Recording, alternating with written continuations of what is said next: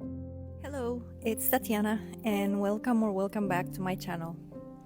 I know it's been a while since I last uploaded, so I wanted to apologize for it. The reason for this is that we have been remodeling our home in order to build both a dedicated office for my husband, who works from home, as well as close off my studio. See, we live in an open plan house divided into 2 floors, with the upstairs being where my studio is and where we want to put the office. We had already planned on building an office for my husband for a while and talked to a construction company last year. They had given us a tentative schedule for March this year, but due to the heavy flooding that happened in last October, we had not heard back from them in quite a while. So when we reached out to them at the end of January, they told us that they had scheduled it for the middle of February, which means we had to scramble a bit and change all other plans that we had for this month. So it was a bit sudden, honestly. Right now, upstairs, which is where we're getting the work done, is a complete mess.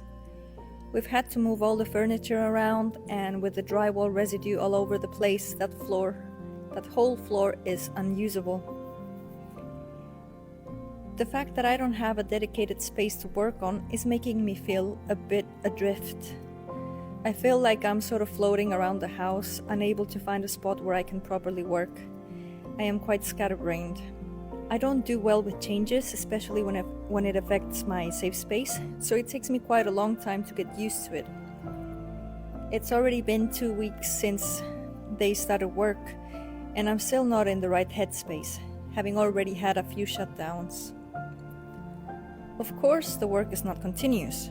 They come for a few days, do a bit of work, then leave. For instance, they didn't come at all last week, and we're not sure if or when they'll come this week. This is because the parts that have to be installed first need to be built, such as the glass for the windows, the doors, the door frames, window frames, etc. Because of this, we don't know when it's going to be finished. Not even they can give us an estimate. It's rather frustrating, but I try to cheer myself up thinking it will be worth it, because we'll then be able to make more use of the house than we have until now. So, my temporary setup is as follows. I have a small table for my laptop in the same space that my husband is working from. It's not ideal as he's on calls most of the day, so I have to figure out where and when to record. For painting, I've set aside some of my supplies at our dining table. And even though it's fairly large, it's not too comfortable. I can't just leave my supplies lying around because we need it tidy for eating.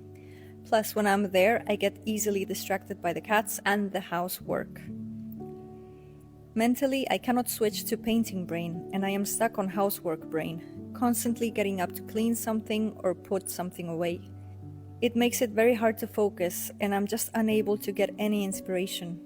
I feel like I'm floundering. On top of that, I've been dealing with a few health issues that is also taking up a lot of mental space for me. It's nothing serious, just things that have to get done. But anyway, enough complaining, and on to the fun bit. I wanted to talk about one of my special interests, which is stationery. I've always had a special love for stationery, especially notebooks and writing instruments like fountain pens. And for a while I had left that hobby aside. But now I've been rekindling my love for it. I've been watching a lot of videos on fountain pens and notebooks, and it just brings me back to a time about maybe like 10 years ago, which is when my interest was at its highest, like my obsession was at its full peak. I was collecting filofaxes and field notes. I was collecting inks and fountain pens and trying to find good paper and researching as much as I could. I was in a lot of Facebook groups where I would be able to talk with fellow stationery geeks to our heart's content. Yep, it was a lot of fun.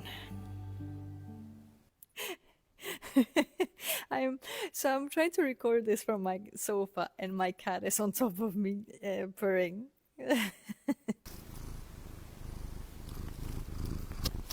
Can I continue now? Yes? Of course, I still have most of my collections and I've been playing around with them a bit more. I'm getting some of my fountain pens set up again. I want to set up a commonplace book, and I also want to set up a reading notebook. So what I was thinking is I would love to have a place where I can talk about that as well, but I don't want to have different subjects on this channel. I want this channel to be focused on my art and my art journey.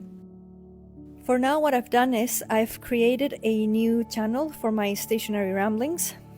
It's possible it's just going to be me talking into the void about my obsessions. And once I start recording videos on that topic, I will be uploading them on that secondary channel. I will leave the link to it in the description below if any of you are interested at all. At the moment there are no videos as I haven't recorded any just yet. Like I said, doing recordings is not easy at the moment due to the remodeling work. Lastly, I wanted to thank all the new subscribers to my channel, and thank you all for the comments that you've left in my videos and for giving them likes and views. It really means a lot to me. It helps my channel grow, so thank you for that. And I promise as soon as I get my flow back for painting, I will be uploading painting videos again. I'm hoping it's not going to take that long as this has. I am going to try my best to keep you guys updated. Speaking of updates, I was wondering if I were to write updates on my community tab, now renamed posts, if it would be easier for you. I'm not sure if you'll ever read these. I know that some channels that I follow put updates in there and I do read them, but I don't know if it's a common thing for people to read posts on YouTube channels. Anyways, I think I've rambled enough for today.